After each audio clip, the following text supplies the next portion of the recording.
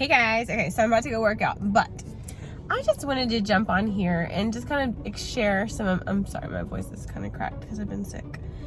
But, you know, okay, so for all the people that, obviously I went through a divorce this last year. It's been a year. And I've heard a lot about like, don't date for a year after a year, at least for a year after you get divorced, because you don't know yourself, you're lost, you're going through all kinds of emotions, you can't possibly know how you feel and all of that it takes about at least a year to start kind of getting back to yourself. And oddly, like, I really feel like, and it's this is not about dating at all, but I'm just saying, like, the whole year concept, I did feel a switch flip around a year. And so what's funny about that though is like, mine is more like all of a sudden I fell in love with the place that I'm at. Like, I feel super happy. Now, I know some of this is because actually, so if I'm being super transparent, I actually recently fasted for like 3 days for something completely different. Like, it was actually something very, anyways, but it helped me in so many ways. But at the same time, it has been a year. And like, suddenly I find myself feeling so much lighter. Like, there's so many feelings that you go through. I'm sharing this because I want to encourage people, because I have some friends actually that are just now going through like the ugly parts of, like, you know, breakups and things, splits, things like that. And it does get better, guys. It does. Like, okay, so first of all, I just want to say that, like, you know, I don't have any hard feelings against my children's father. He's an amazing guy. Like, we just really were not compatible from the very beginning. Like, he's a great guy. He is an amazing daddy. So, you know, and like, if anything ever happened where he needed support, I'd be there to support him. I don't think he knows that because we don't really talk, but like, I would, like, I have nothing against him.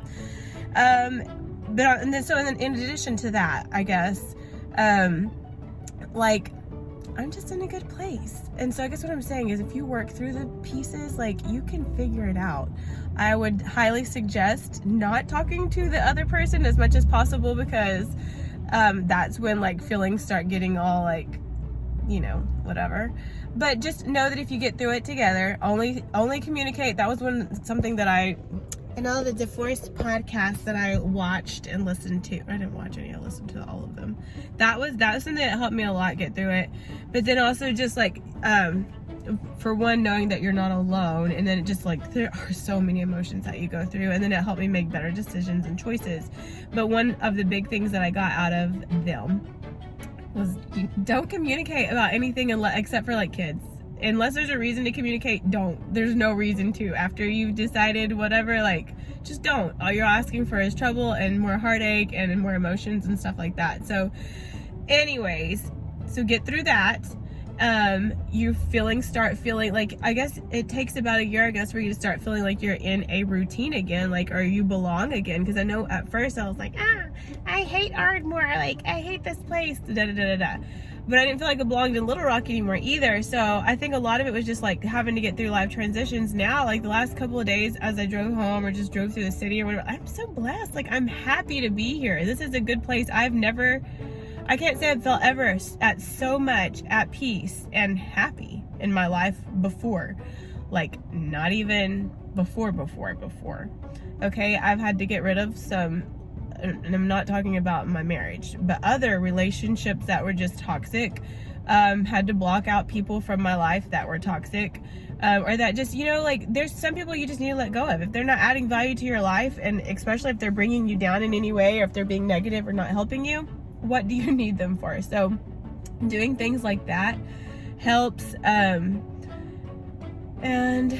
I don't know, just like, I just want to let you know, I feel great, and you just got to give it time. It does get better, okay? It just does. And then allowing yourself to go through, because there are hard times. I'm not gonna lie, there was definitely some times that I felt like, and I'm not saying that all those feelings are over and gone and I won't ever feel those feelings again, of like feelings of like doubt or insecurity, as far as like thinking, oh my goodness, what happened, you know. But the more time goes on, the more healing you get, and the more you're able to look at things in the way that they need to be looked at, rather than like you're just emotional feelings. Yeah, so anyways, just be encouraged. it does definitely get better. And if you do your work in doing proper healing, life can be so much grander. And also do things, I'm serious, like, so I think the divorce doctor, I think, is who I listen to a lot, and her first episodes are not so good, but if you start at the very end and then start going backwards on listening to them, she's got a lot of healthy podcasts to listen to that really just kind of helps you get through it and realize, you know, like, because everybody's experiences are different and there's so many different, you know, whatever, I don't know, but it gets better. And I will say, if you're thinking about it though, make sure don't just, if you're thinking about a divorce and you're not there yet, you better do everything you can to try before you do it, because you will regret it if you don't try. And we went to several marriage counselors, just being super transparent right now, but we went to several marriage counselors, and the last one told me she said give it 2 to 3, I think she said give it a couple of years, because then at least you know you tried, rather than just being like, nope, I just don't, making emotional decisions based upon like your emotions. And we did try a couple more years, and you know, in the end it wasn't, I'm not going into detail, but anyways, it was funny, she gave us 2 years, and at the 2 years, like, something just happened, it was out of my hands, and that was just, it was just over, and that's okay. We tried for 2 more years, and because of that, we won't ever look back and be like, well, we didn't try, we could have tried harder, because, like, although I think it maybe,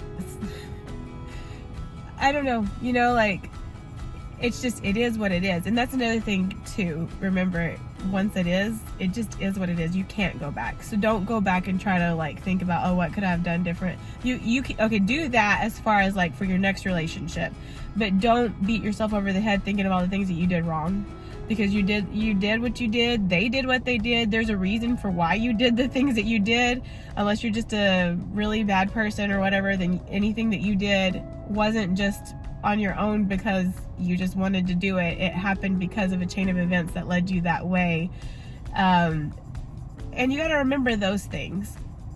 And that goes for both sides, like, and because it's never just one person's fault. So anyways, realizing that, taking responsibility for your part is super necessary, and then working through why you did the things that you did, and then making sure those things don't happen again. But anyways, if you're already there, it's already out of your hands, whatever, just know it gets better, okay? So get through those tough times, get through it, it gets better. Oh, and not to mention, so many possibilities. Like, that's one thing I'm more excited about than anything else. Like, I don't need nobody. Like, I'm gonna get married again, like, I will. And I'm gonna find somebody that's just perfect, and that's gonna be amazing and awesome. But I don't need anybody. And the possibilities, they're like limitless, okay? So that's what's most exciting. So don't shortchange yourself. Anyways, so let's talk about other things. So it's been a year since I found myself in singlehood or whatever. Oh goodness, so much has happened in the last year, yet nothing at all at the same time. So anyway, I just thought, you know what? Let me just talk about like dating, okay? Because that's something that happens, and everybody always finds that stuff interesting. So, you know, I talked in one of my other videos about how it's best to wait before you, I think I was talking about more about marriage, just because I feel like some of you jump right back into something super serious and heavy right after they get out of a marriage. And like, for one, you're so cheating yourself of getting to know multiple different people, getting to know what you like and what you don't like. You know what? And why do you need somebody like so bad? You need to be able to learn how to be, I know this is like cliche, but it's true. You gotta learn to be happy by yourself and not need somebody to make you happy, because they're not gonna make you happy, alright? So, and to be very honest, although yeah, I sometimes get like lonely, you want to have human interaction and stuff. I really love being by myself. And I love the time alone. But then I also know that part of that is because I'm also a very active person. And so I have a lot to do. And whenever I'm alone, I get a lot done. And being productive makes me happy. So that might be why I like being by myself. Anyways, but on top of that, or in addition to that, I actually have tried several different things. So I ended up getting, like, when I moved to Ardmore, didn't know anybody, so I bought tickets back in January to an event that was in May, thinking, oh yeah, in 5 months I'll certainly have someone to go with me. So I bought 2 tickets. Anyways, so May rolls around, and guess what? Everyone in Ardmore, America, is either already married or not really worth dating, okay?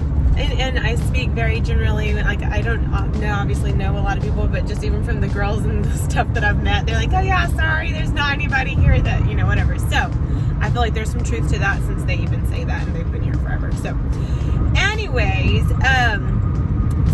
like a day, or I think it was literally a day before the event, I was like, okay, I gotta find a date for this thing. And also, like, sometimes you're like, you gotta enjoy being single, right? There's some things that, like, I'm a very structured person, a very responsible person, and I'm not very spontaneous.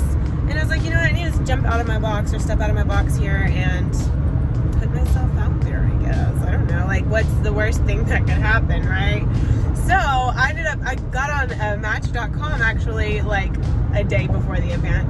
And you know what? I actually found a date within that one day. He actually stood me up. And what stinks about that is, so I got on there, it was overwhelming, like way too many messages coming in. Like, how can anyone keep up with all those conversations? I don't really know, but I had admission, and so found one. Actually kind of gave up because like, this is just too much. The next day he messaged me, which was the day of the event, and he asked me out for coffee, and I was like, oh, you know what? I can do better than that. You want to go with me to the Tim Hawkins thing tonight? And he wanted to go. I don't know what happened.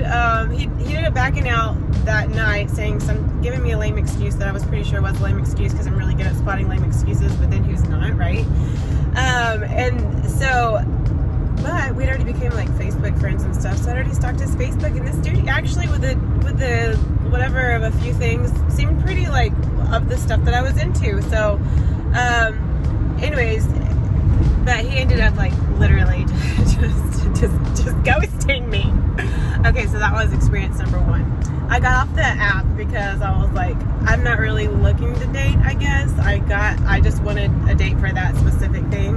And right now, to me, dating is just overwhelming because I'm looking for something very, very specific. Like, I know that if I ever get married again, it's going to be something very, very specific. And if it's not that, I don't really want it right now. If I happen to meet somebody and they change my mind, that's awesome, but I'm not looking for it, right?